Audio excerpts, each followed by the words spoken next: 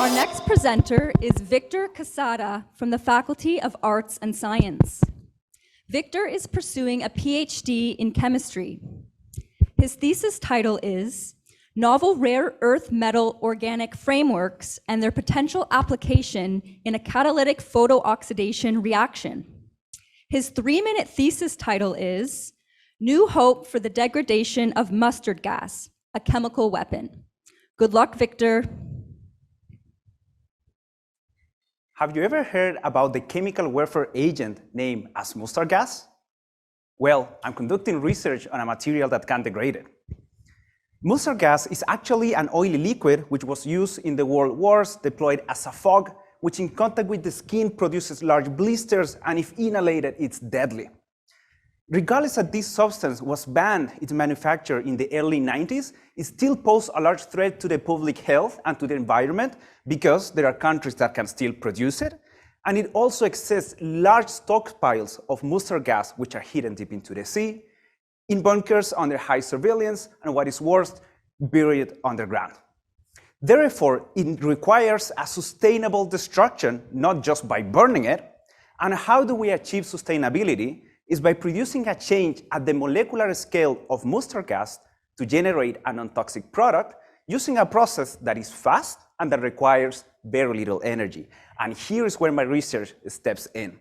In the laboratory, I have discovered a new material which, when synthesized, seems like a fine powder, but if you look at it under the microscope, you realize that forms well-shaped crystals, like the diamond on a ring, but of the size of the 10th part of a millimeter. Each of these crystals actually have a porous structure, so they can be thought as a sponge, but with billions of pores. Each one of these will allow the molecule of mustard gas to be absorbed and trapped very, very fast, and once there, I can shine ultraviolet light, energy that will be absorbed by the structure of the material and make oxygen to react with the molecule of mustard gas, oxidizing it and producing a non-toxic product. This reaction is completed only within 12 minutes, making it very fast, and it only requires an economical ultraviolet light LED setup, thus also requiring very little energy.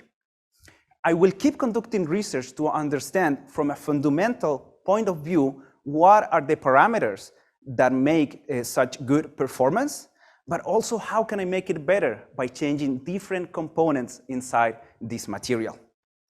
It will be my dream actually in the future to develop a procedure to synthesize these crystals in a large scale so they can be used at the stockpile site of mustard gas, and I have already demonstrated that it's safe to be exported, so other countries can also use it to destroy their own mustard gas, and also the one that could be probably confiscated. So I would like to provide with a technology that will end up the hazard of this substance around the world. Thank you for listening.